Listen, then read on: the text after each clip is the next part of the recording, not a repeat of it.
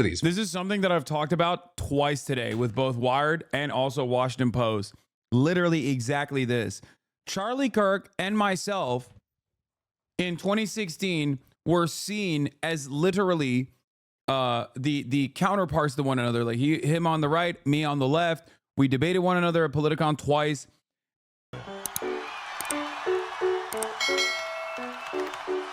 But let's I would endorse her. start with how young men have swung so heavily towards Donald Trump in They showed him that exact clip and he ignored it and moved on. Yeah. this election, and it's raised questions about a major generational shift. Also sparked a debate about the influence of media, job prospects, and education gaps. Because while people have been looking through the data, talking about all the different demos, I want to focus on young men and their turnout for Trump. With NBC News exit polls finding that men 18 to 29 went 49% for Trump and 47% for Kamala Harris, with that gap being way more pronounced in swing states. Right, CBS News found that men under 30 in Pennsylvania, they voted for Trump 56% to 38%. And ABC News finding that in Michigan, Trump had a 20-point lead with young men. And understand, this is a major gender gap nationwide because Harris got 61% of the vote for women in 18 to 29. And while yes, young people in general went to Harris, the Democrats' hold on young voters, it's shrinking. With, for example, CNN finding that the advantage went from 24 points for Biden back in 2020 to just 11 points for Harris. And Axios noting there that this shift, especially considering the turnout from young men, quote, signals that the MAGA movement with the support of a great deal of America's youngest voters has lasting power. And the thing is, right, this shouldn't be a complete shock. There's been coverage of the political gender gap heading into the election. Right? I mean, back in August, the New York Times ran an article titled "Many Gen Z Men Feel Left Behind. Some See Trump as an Answer." And that is 100% something that Trump's campaign was actively trying to tap into, especially in terms of young men's media consumption. We had Trump just bouncing from podcast to podcast of these big male influencers. And hell, even early in the morning when Donald Trump had won the election, Dana White credited these people. I want to thank the Nelk Boys, Aiden Ross,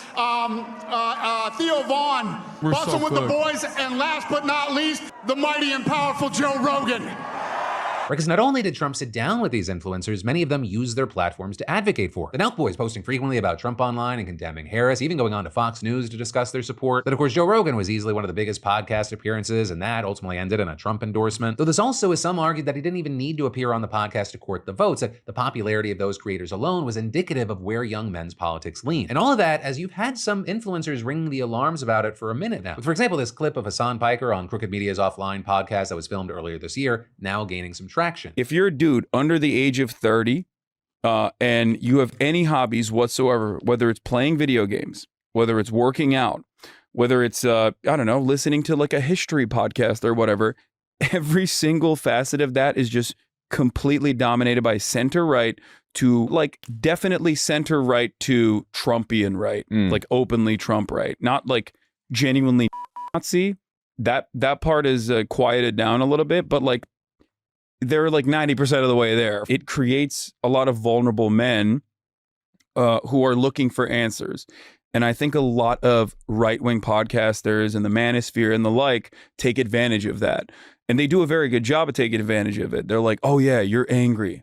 You're angry because trans people exist. You're angry because women. The part that they clip, the part that they clipped is where I'm actually talking about young men are resentful and angry and feel vulnerable because of their material surroundings, their material conditions. That's where it starts off. When I'm saying like, too bad this clip didn't pop off before the election. It did. It originally popped off before the election, and it's popping off again after the election. Women are taking your jobs. Like they should be. I urge you guys to go watch the Offline with Jon Favreau interview that I did before the election.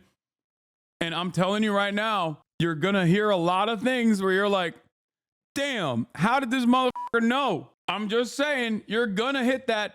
Turns out it might have not been hindsight. It was just sight. Every single point that I brought forward to Jon Favreau became correct, became true. Going back to a traditional lifestyle. And then, of course, as people have been discussing the, the so-called manosphere trend or like kind of this world, a lot of people have then been pointing their fingers at the popularity of Andrew Tate, who is a self-described misogynist. Where he's notably celebrated Trump's win by saying he wants to move back to the U.S. and even posting a photo of him as Trump's press secretary. Also cracking jokes about the win, saying things like, I saw a woman crossing the road today, but I just kept my foot down. Right of way, you no longer have rights. And so now you have people arguing, if the Democrats want to win, they need a liberal. Stop saying you pre-watched the election. No, if I pre-watched the election, I would have said that Donald Trump is going to lose.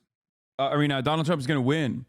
And I said that I still slightly favor Kamala Harris, albeit marginally, but I still slightly favor Kamala Harris at the end of this process. Like, I'm always going to be honest with you. I was absolutely 100% on the money with all of my criticisms of the campaign, okay, across the board. I thought, and I said, a lot of people were doing fan fiction, including, but not limited to, a bunch of my peers and friends who I think were very hopeful. And the reality is, I mean, there's a reason why so many people in here in this chat were saying, there's a reason why so many people in here were saying that, like, at the time they were saying I'm coping, but understand like where I was coming from and don't consistently badger me over it.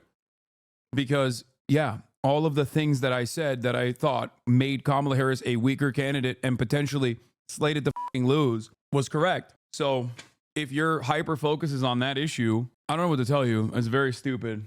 And not only is it stupid, but it's incredibly unproductive. And I see that like a bunch in the chat. Like, yeah, no, Mike, I've said, and I gave him his flowers, that he was correct. I feel like sometimes chat is like maybe jokingly, but not so jokingly, like desperately trying to drive a wedge or some shit like that. Like every single time we had conversations, it was mostly agreement with me saying he slightly favors Donald Trump winning. I slightly favor Kamala Harris winning, but not by a massive margin or anything like that. The chat was so mad, Lamau. Yeah, no, Mike is right as a community meme. Oh, okay, I didn't realize. Sometimes it feels like chatters are like spamming that to just be like, give credit to Mike. I have. Why wouldn't I? I like Mike. Andrew Tate. The chat was mad because he admitted to voting for T and complained about a Trump presidency. No, he did not vote for Trump. He voted for Claudia de la Cruz. Okay, on the PSL ticket. And in terms of vote shaming, in terms of people yelling, I think that it was, I've said this already, like it's not like there was a marginal W that Kamala could have gotten there anyway, regardless, but. And I will say, and I'll expand on this in a moment, yes, I think it is true that Democrats probably need to rethink their media strategies, especially as it pertains to the youth vote. But I think all of this, it could also... Damn, bro. The moment we moved on away from drama, we went from like 56K to 50K. That's crazy. So we had like 7K drama pervers in the chat. It was like 56.9K. That's crazy. Be an oversimplification, with, for example, the likes of Bloomberg showing charts about why young men likely voted how they did, noting that after years of stagnation, median weekly real wages for men aged 21 to 35 rose steadily during Trump's first tenure as president. Also, they're noting that many men entered the workforce under Trump, though there was notably a big pandemic drop, and many did enter again later under Biden. But the association of those original jobs, it was there nonetheless. And this is Bloomberg noted that many men are falling behind in education. And if you look at how demographics vote, the no college degree crowd was much more likely to vote right. So you have places like Bloomberg noting that all this made Trump's rhetoric appealing to young men. But then they also argued that Trump may have made young men feel heard during the campaign, and they did experience some genuine improvements during his administration. But then adding the shifts in the job market are real, and it's not clear Trump's policies will help young men adapt. And so with all of this, there are a number of things at play. If you are someone in this demographic that voted for Trump, I would love to hear your thoughts on why you did it, why you didn't do it. And it can be a specific thing or a general thing. But what I will say is, I don't know if the left needs a liberal Andrew Tate, but I do think that the left needs to get better about going to the public square. What I mean by that is, if you look from independent to right-wing influencers, they have been embraced by the right-wing political machine. You have right-wing politicians that have podcasts. Yes.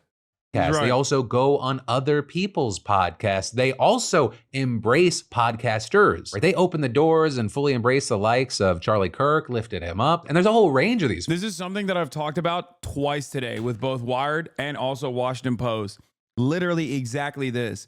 Charlie Kirk and myself in 2016 were seen as literally the counterparts to one another. Like him on the right, me on the left. We debated one another at Politicon twice. And what's crazy about it is that the Republican machine swallowed him and made him into this fucking political operative for the Republican Party, whereas the Democratic machine would never do that, right? Part of that is because Charlie Kirk is a part of the base, or at least knows what the base wants and is representing the interests of the base.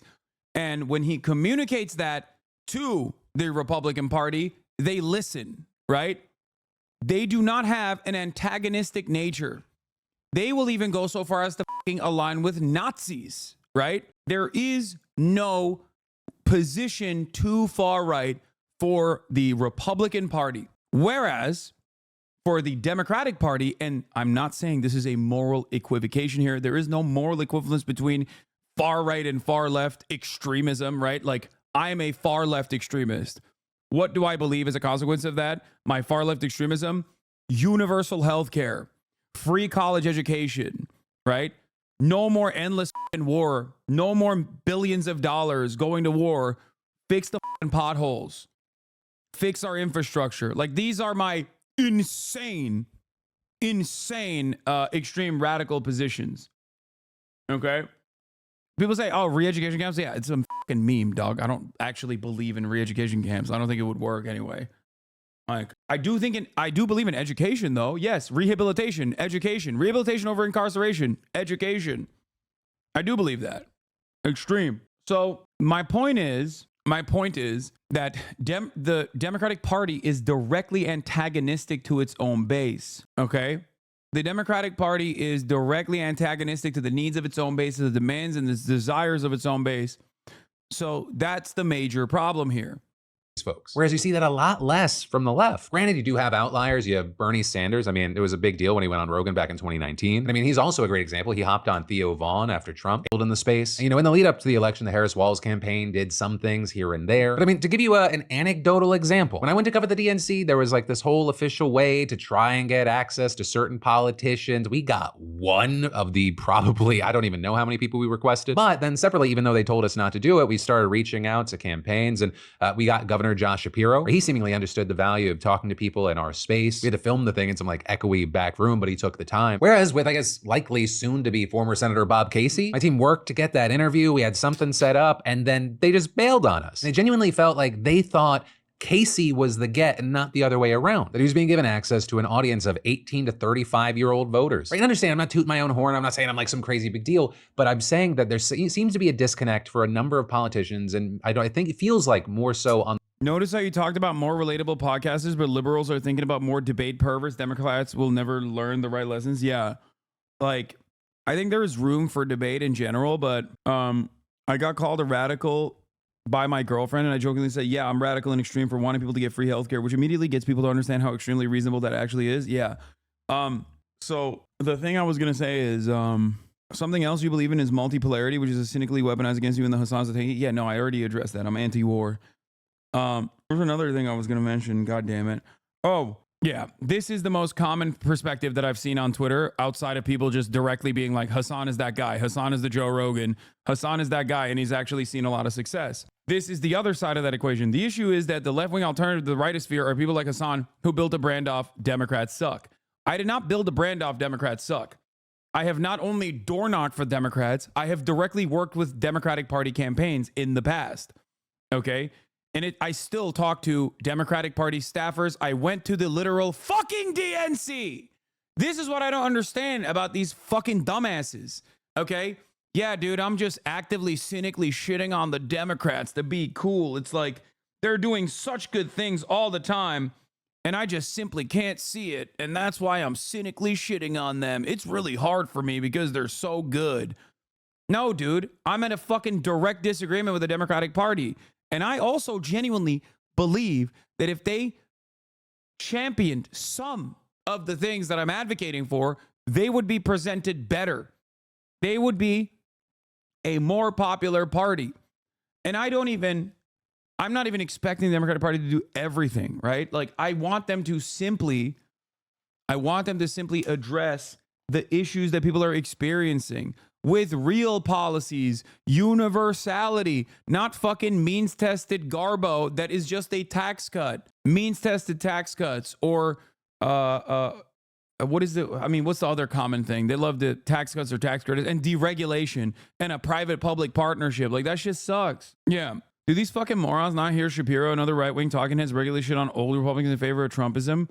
Never kevers remember? These libs are so blind they can't consider the Democratic Party's fucking cooked. Yeah. Newsflash, they do. They're also spineless and don't follow with their promises. As we saw during the last 2 months of Harris campaign, they love pandering non-existent Republican demographic. The Republican demographics won the fucking election, moron. Like, this self-assured Dunning-Kruger shit is so goddamn annoying, and it happens on Twitter all the time. Oh, wow. The Republican demographics won the fucking election. That's crazy. Please don't ever look at how many previously Democratic Party voters just chose not to vote for the Democratic Party. You have a baby brain if you think that there's just more Republicans now. That's just how it works. Like, more people agree with the Republican Party. Like, that's not how this works, man. There's a shit ton of people who did not fucking vote at all. And that's because the Democratic Party did not captivate them. That is what we're arguing about. Because we actually want the Democrats to fucking win. Unlike you, you just want to be, I guess, in your mind, a defender of the old guard. This is why I don't pay a lot of attention to these people on Twitter. Remember, I said this time and time again, like, once the swap out happens with Kamala Harris, they're all going to be fucking Mamala. They're all going to be pro-Mamala. They're going to be coconut pilled. And I was right, because they don't have any sort of ideological convictions, right? They don't actually care about anything. They just care about, like, defending the Democratic Party. They're regime pilled, if you will. And that's all they care about is, like, no, the Democratic Party, whichever way it exists, does not matter what the ideology of the Democratic Party is, doesn't matter what their legislative agenda is. The Democratic Party as it exists is beautiful and great and is infallible as an institution. That's why they so quickly went from being pro-Joe Biden to being pro-Kamala Harris. And I said that. I told you they would do that. Like that. There's no fucking Biden or busters out there. They all voted. They all voted for Kamala Harris. Now, ironically enough, there were people that voted for the Democratic Party in 2020 that were like, I'm not voting again. But those people were directly being polled, and they were not voting for Biden at all. Kamala at least picked up some of those people. And that's how she even made this a competitive race, because if she hadn't become the candidate with her 100-day truncated campaign, Joe Biden would have gotten wiped out by probably the same numbers. But Kamala's defeat was pretty bad. So I don't know what it would have looked like at the end of that process, right?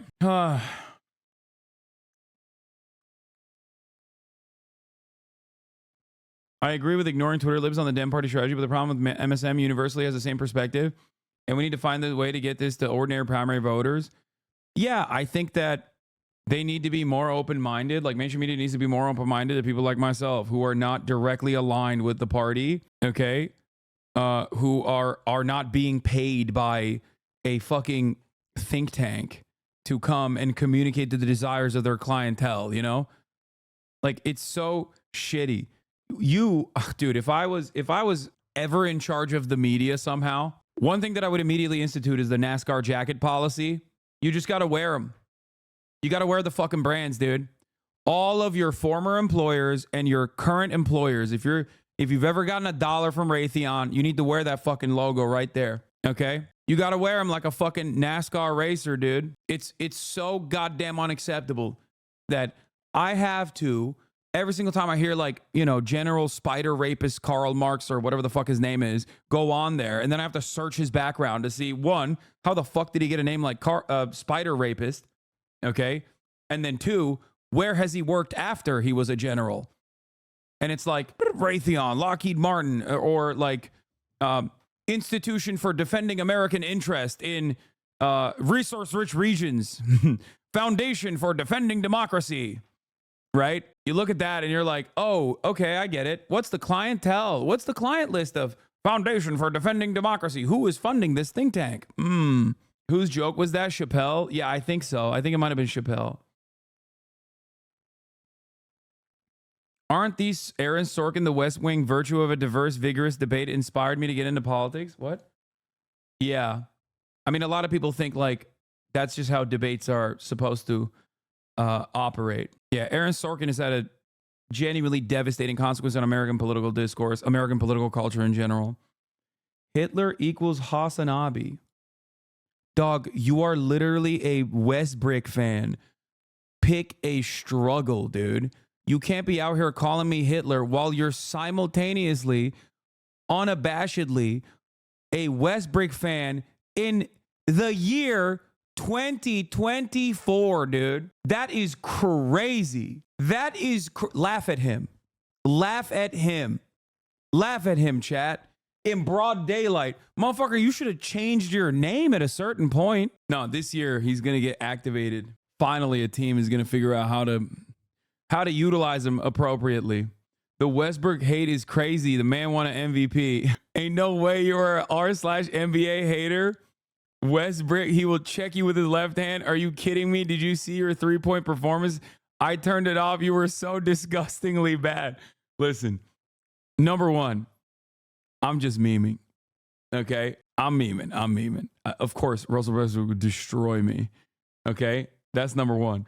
Okay, this is how the Harden apologists are too, by the way. I'm noticing a similar trend in the chat. Yo, talk to me when you are as consistent as my GOAT. That's it. Okay? Everybody's like, oh, you don't understand. When Harden went on a tear, it was crazy. It was like nothing.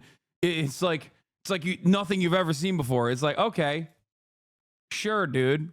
Got it. Okay? Meanwhile, LeBron, a.k.a. LeGoat, has been on a never-ending slow burn that you could only consider to be a tear that has spanned across 20 fucking years. That's why he's the GOAT.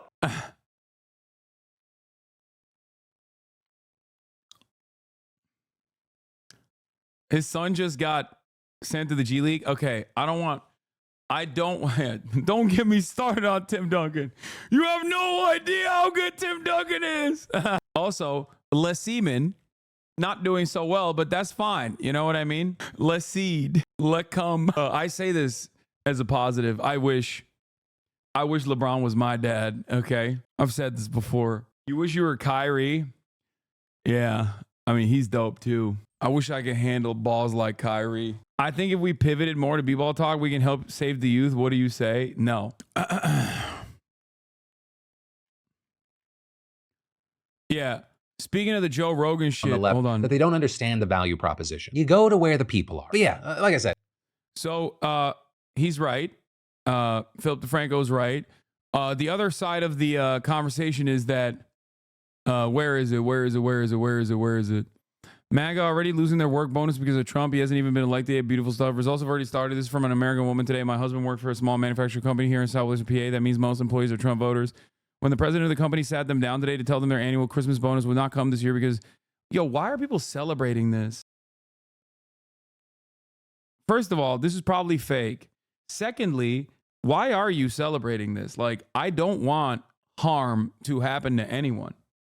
Like, I don't want harm to happen to even Trump supporters who are literally openly advocating harm upon others. Okay. Partially because, like, I recognize that economic instability, even if this was true and they got cooked, okay, like, economic instability is going to cause these people to become even more fucking right wing. They're going to be like extra fascist. They need to learn their lesson. Fuck them. Dog, are you on Mars? You're in America too, dummy. If economic hardships are happening to them, it's going to happen to you too. What the fuck do you think class solidarity is? You're not on, you're not somewhere else, or maybe you are. I don't know. Maybe you're foreign. Maybe you're not an American citizen. But like I get why people are bitter. I understand it, but I also, you know, I don't know. We deserve it. That's crazy. That's crazy. Listen, no, we don't. We do not. Are you fucking kidding me? Oh, I'm sorry. We deserve it because the Democratic Party ran a dog shit fucking campaign and has consistently not addressed or examined the anger and resentment people feel towards these institutions and the establishment for multiple fucking decades. So I guess all American citizens can suck shit and die. What a fucking silly argument. It's nobody's fucking fault. Down to the last person. That's why I always say universal health care means everybody gets it. Medicare for all means for every single person, okay? And yes, that even includes fucking Nazis. You can get mad at me all day, every day. It does not matter. This is at the heart of universality. And if there are some dumb neoliberal dipshits out there who are like, actually, a universal healthcare proposal would not be good because my father, who is an executive at Aetna, would be out of a job. He still is going to get that fucking government-sponsored healthcare, and he's going to like it. Okay, I'm going to force that shit on you, dude. That's right. You can go to a fucking checkup without worrying what your copay is going to look like or what your insurance premiums are, whether you fucking like it or not, okay? You You understand me? I'm going to force that fucking beautiful healthcare down your throat. That's right. You're going to like it. And you're going to get that free education, a free college education. You're going to be like, no, please don't educate me. I don't want to be educated. Fuck you. Okay? You're going to college. And that's right. You're learning about gender studies. We are making everybody homosexual. Hello. Someone's bored. Oh, are you bored? This is too early. This is 5 p.m. It's too early to be bored like this. She's like, excuse me, it's pet time. Okay, place. No, place. Kaya. I'm gonna need food and shelter if I'm going to college. Hell yeah, dude, and you're gonna fucking get it, okay? You're gonna get that shit too. Bro, you're probably missing it, but liberals have become unhinged towards Latinos. It's insane. Yeah, I saw multiple writers are now trying to get their MAGA Latino neighbors deported. I think this is just Reddit. So I suspect it's just people talking shit and it's probably not real. But the very fact that they're even like thinking that this is funny or fun is gross. Yeah, I don't agree with this. I don't agree with any of this shit. Like, it don't matter, dude. For me, okay, these sorts of stories are fueling it. Texas Latino men, documented and not, are hopeful for Donald Trump. Here's why. Because they heard the song, Yo voy a votar por Donald Trump. That's why. Yeah, he's a meme subreddit. It's still racist though. Damn, these people are right wing. This is definitely gonna get people to vote Democrat. Yeah, I don't like that at all. All right, let's watch this Onion video. That's funny. Onion's been dropping